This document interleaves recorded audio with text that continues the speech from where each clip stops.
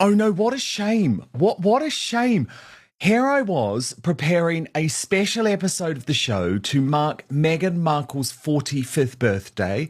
I've got Link Lauren, one of Meghan Markle's biggest supporters in the United States of America, and we were just going to celebrate how this lady has turned 45.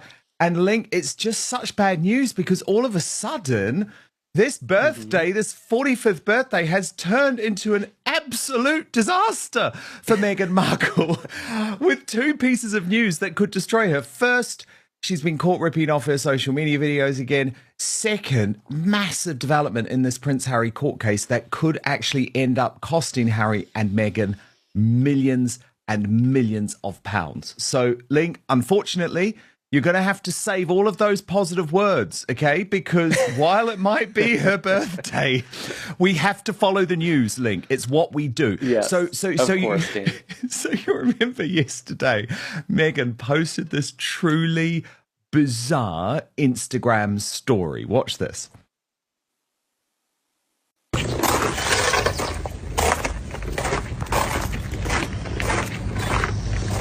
Let's flip this.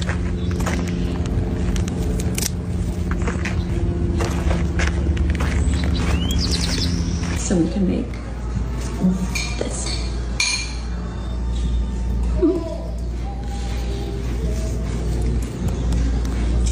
First, it was Martha Stewart.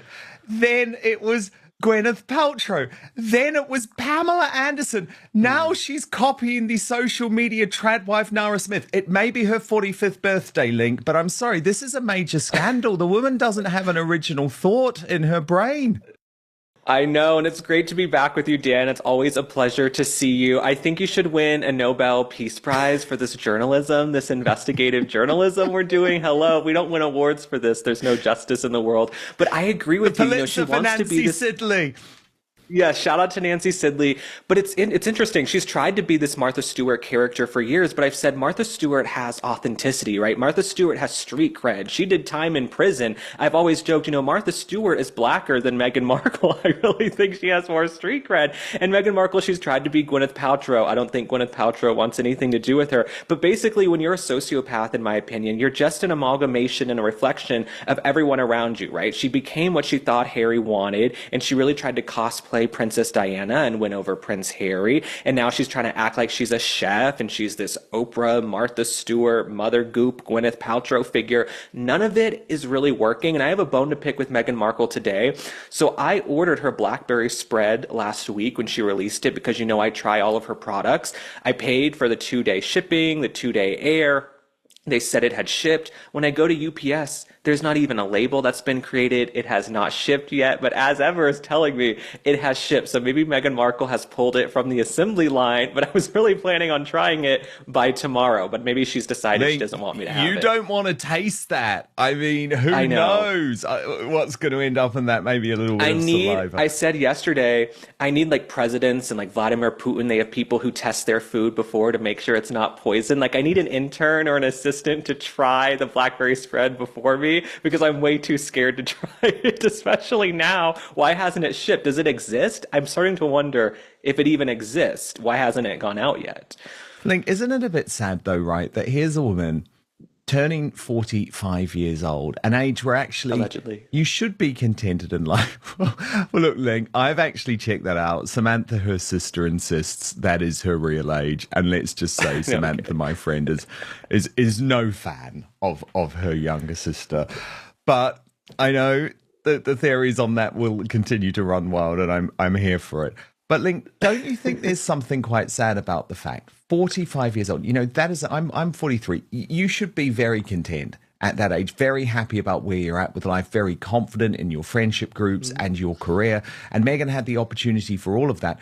And actually, what we're seeing today is just a trickle. No one really wants to acknowledge this. No one really wants to celebrate her.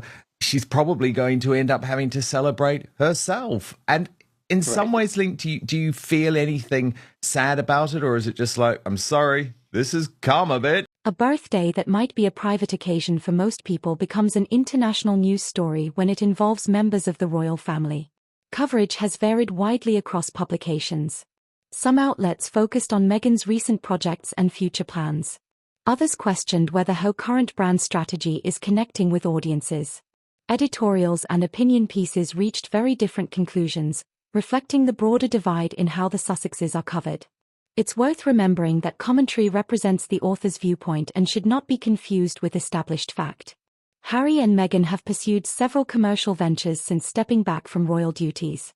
Like many public figures, they've experienced both successes and setbacks. Business partnerships, media projects, and entrepreneurial efforts naturally attract scrutiny, particularly given their global profile. Assessing the long-term success of those ventures requires looking at verified information rather than rumors. One reason stories about the Sussexes generate so much attention is that public opinion remains sharply divided. Well, yeah, it definitely is karma. What's interesting, I sort of look at her as almost like an Amber Heard or some of these other folks, and I don't know how you feel about that. Maybe there's something controversial there, but I feel like there are some women who they get it all and then they started link on that. Okay, I won't get you started. Okay, let me reverse, rewind. Okay. So Meghan Markle, to me, I feel like she's her own self-saboteur. Like, she self-sabotages everything. And I've said for the past few weeks, she might be the first person to go rags to riches and then back to rags that quickly, because she tells this rags to riches story. Now, whether it's true or not, I don't know. Her father was pretty successful, but she paints this narrative that she grew up over a garage in a bad neighborhood with her mom, and they used to play down in the driveway, and she's this self-made woman. Then she marries Prince Harry, who's the most eligible bachelor on earth. And now I think she's going to go back to rags. Like, you went rags to riches. You got the Cinderella fairy tale royal wedding. People were, throwing flower petals in the street, and you were in a horse-drawn carriage, and you blew it. That's what's so sad to me. Like, you could have just sat over there in London eating crumpets and scones and showing up to ribbon cuttings. It's not like you even had to do that many events. I think she did the least royal engagements of almost any member of the entire family, but even that wasn't enough for her. And so now she's selling jams, jellies, dog biscuits, wickless candles, as we all know. And so it's just really sad to me to see this woman go from having it all to crashing and burning. But unfortunately, Link, I knew how bad these people were because I knew what they did to me. And I was obviously able to expose them and come out the other side. But it's quite astonishing to see Harry know how bad these people are, yet still rely on them. And as a result, I agree with Lady C that there does have to be financial implications, right?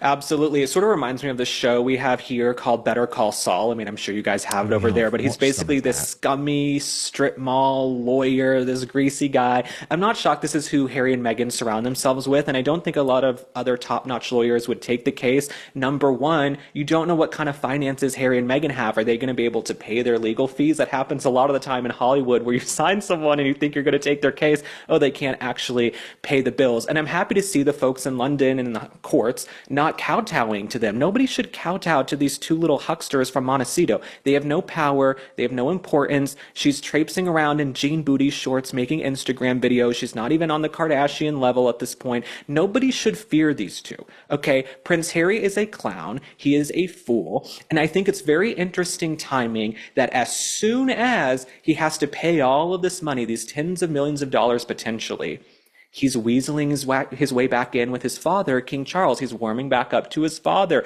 Harry and Meghan, they want to take the kids to go see King Charles and Queen Camilla at Highgrove. I think it's very, very interesting and textbook that he needs money, but I don't think Prince William will have anything to do with him. I don't think other members of the family want anything to do with him. So King Charles is welcome to have a soft spot for his son. I understand he's the only parent he's got. He's the only game in town at this point. May Princess Diana rest in peace, though they're not letting her rest in peace. They're Instagramming at her gravesite. But I think it's interesting he's running back to Daddy Warbucks with the big checkbook and all the cash right now, because they could be close to bankruptcy with their home, with their security bills, with their travel, their lifestyle, trying to keep up with the Joneses. I just don't see money coming in from Meghan Markle's products. I don't see it happening. I don't know anyone who's buying these products except for us who want to try them. So I do think they're going to run back to the crown and try to ask for money.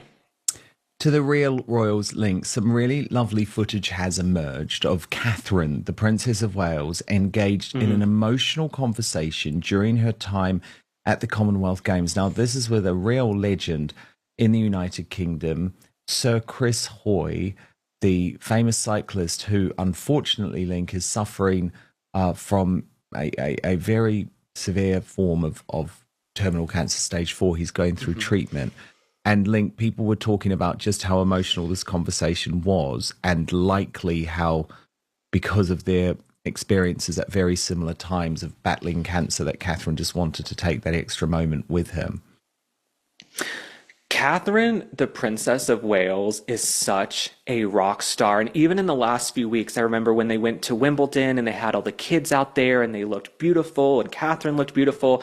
You compare and contrast that to Harry and Meghan, who are like slinking around and they're sneaking in to take the kids for a visit and they're posting pictures at Althorp and at Princess Diana's graveside. It's just, you've got these scummy scammers on one side and then you've got the real revered royalty. And you see every single day how exciting it's going to be to have William and Catherine be the king and queen. You know, I think they're really going to carry themselves with grace, and the kids are growing up so fast. And I also don't think, you know, there were reports that, oh, the kids are going to be busy. They're not going to have time to get together with Archie and Lilibet. I don't blame them. You don't know about Archie and Lilibet. You don't know if they're civilized. You don't know if they eat with their toes. You don't know if they've had their shots. You can't let the future King of England, Prince George, hang out with his cousins. I don't care if they're cousins. I don't care if blood is thicker than water. I was happy to see that the kids were, quote unquote, a little bit busy that week to get together. But Catherine, every single day, she just shows why she is such an icon. And I've said for a few months now, and I know you have too, her being open and candid and vulnerable about her own cancer journey and how she struggles like every other woman to balance and juggle motherhood, her health, her obligations, that gives license and freedom to women across the globe to express that they have those concerns and that they struggle as well. When you hear the future queens say, listen, I'm struggling to balance it all, and with my health and my kids, it makes other women feel like, okay, I shouldn't feel bad about myself. And you just don't get that from Meghan Markle. It's just, you couldn't have such a stark contrast. Supporters argue the couple are building an independent life while advocating for issues they care about. Critics believe some of their public and commercial decisions have damaged their reputation. That ongoing debate helps explain why nearly every headline involving the couple becomes widely discussed.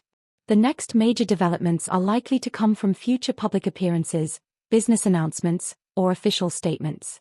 As always, it's best to evaluate new claims using reliable reporting and to distinguish confirmed information from speculation.